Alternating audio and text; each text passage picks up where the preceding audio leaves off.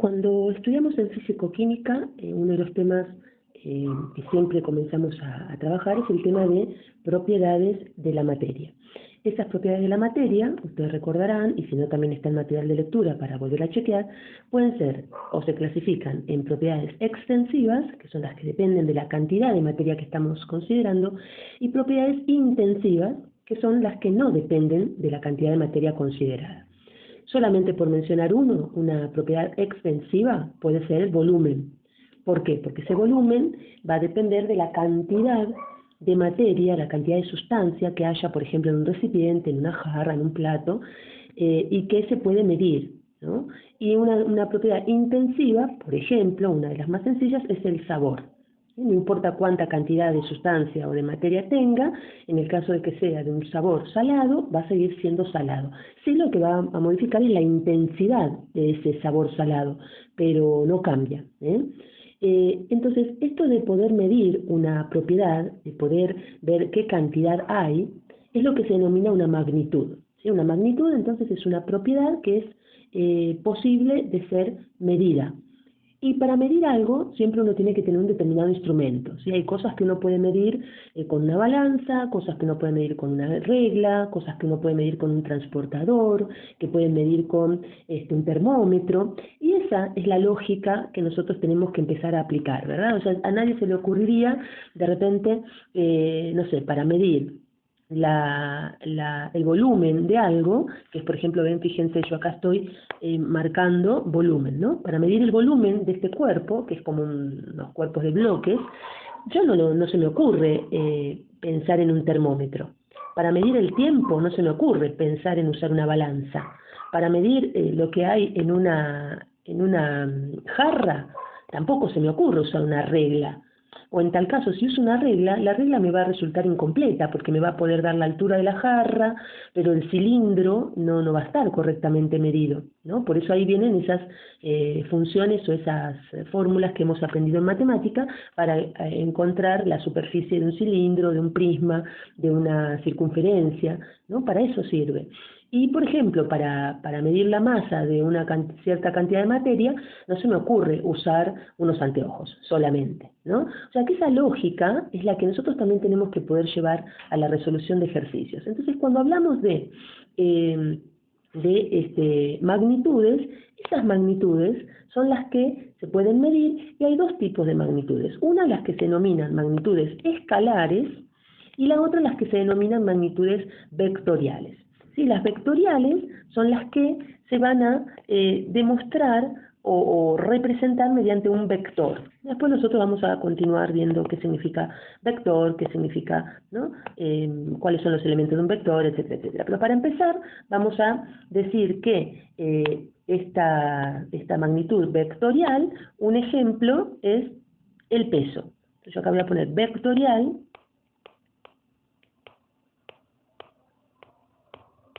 Complica con este lapicito vectorial, que un ejemplo sería el peso, y las escalares, la característica que tiene es que siempre hay una cifra numérica, ¿sí? Una cifra más una unidad. Es decir, a mí no me sirve decir solamente una cifra numérica si no le agrego en físico-química cuál es la unidad de la que estoy hablando. ¿Sí? Por ejemplo, si yo digo, tomé 5, ¿no? Un ejemplo vamos a poner.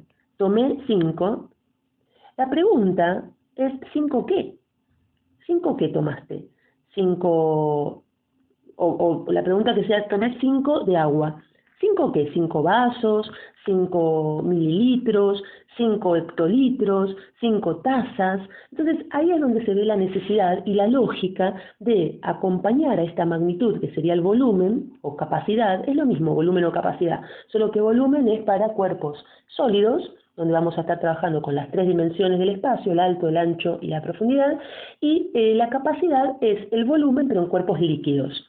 Por ejemplo, una taza, una cacerola, una compotera, algo que pueda tener, o el mismo cuerpo humano. ¿Vieron cuando vemos esos pictogramas donde nos muestran más o menos la cantidad de agua que tiene el cuerpo, representado, por supuesto, ¿no? Entonces, ese 5 tiene que ir acompañado de una unidad, por ejemplo, mililitros, o litros o tazas, ¿no? Que uno más o menos ya sabe que una taza, a no ser que sea una taza muy grande, una taza aproximadamente tiene 200 mililitros. Por eso cuando uno de repente no tiene un medidor específico, en una receta de cocina, si uno usa la misma proporción y usa siempre la misma taza para medir todo, va a andar bien.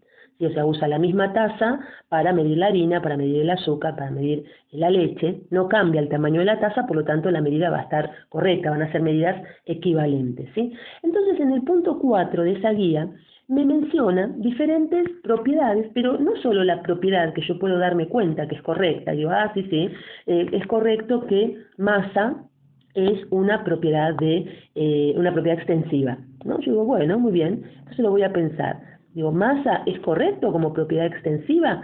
Sí, pero ahora tengo que mirar si el dato que me dan, me lo dan correctamente en una unidad de masa, ¿no? Porque como es una magnitud escalar, el número solo no me dice nada, ¿sí?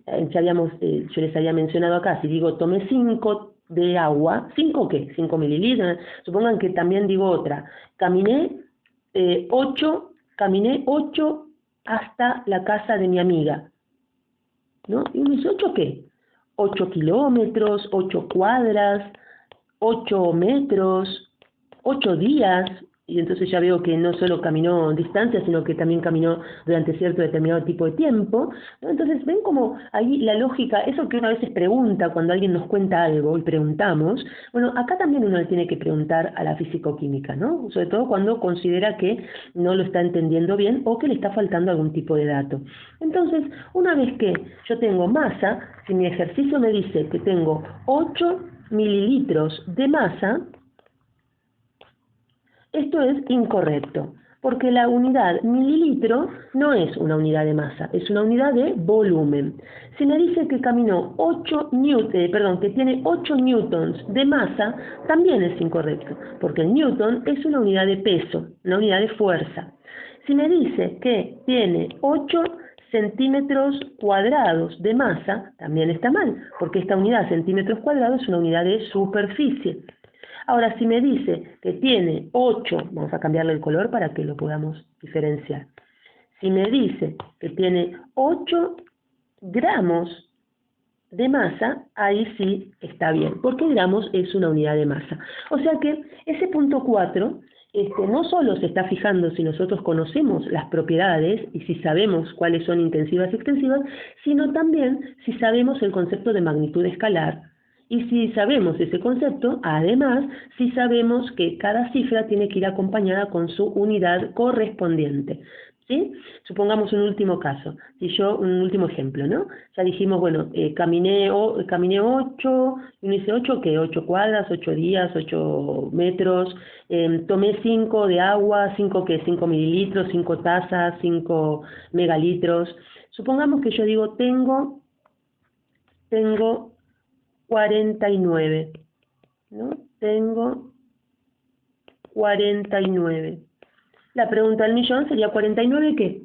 49 kilos, y eso sería una unidad de masa, 49 millones de dólares en el banco, y eso sería una unidad de mentira. Tengo 49 años, tengo 49 hijos, o sea, eso que me falta de 49 qué correspondería al dato que yo necesito para poder completar mi información, ¿sí? Tengo 49 días, tengo 49 casas, o sea, eso que en lo cotidiano, en lo coloquial, uno necesita para completar la información, en fisicoquímica es la unidad de medida. Y es muy importante, porque si uno en un ejercicio pone el resultado, pero no pone la unidad, el ejercicio está resuelto mal. Ya no incompleto, porque uno venía por ahí con la idea de que, bueno, es un bien menos, está incompleto, pero fíjense todo lo que uno está sin hacer cuando no pone la unidad. Lo que yo les mencionaba, no me da la certeza de que conozca las propiedades, no me da la certeza de que sepa la diferencia entre propiedad extensiva e intensiva, no me da la certeza de que sepa que es una magnitud, no me da la certeza de si sabe entre magnitud escalar y vectorial y no sabe las unidades de medida. O sea, hay 5 cosas que no sabe, con lo cual ya no es un bien menos, sino mal directamente. Entonces, en mi caso, tengo 49, son 49 años. ¿Sí? Y ahí tengo entonces la Uy, se me gasta la batería. Ahí tengo entonces la unidad que me está faltando. Por supuesto que años es una unidad de tiempo, no estamos hablando de una magnitud escalar específica para físico-química, pero me interesa el razonamiento lógico para darnos cuenta, ¿no?, de qué es lo que me está pidiendo ahí. Y por ahí a veces en la primera parte del enunciado está bien lo que me dice, pero en la última parte está mal. Entonces uno no puede apurarse y marcar un tic o una cruz en el casillero que le parezca que es correcto, sino que tiene que leer todo, porque con que una pequeña parte del enunciado esté mal, ya anula y hace que todo el enunciado esté incorrecto o esté equivocado, ¿sí? Así es que este les va a servir entonces para el punto 4 de esa guía.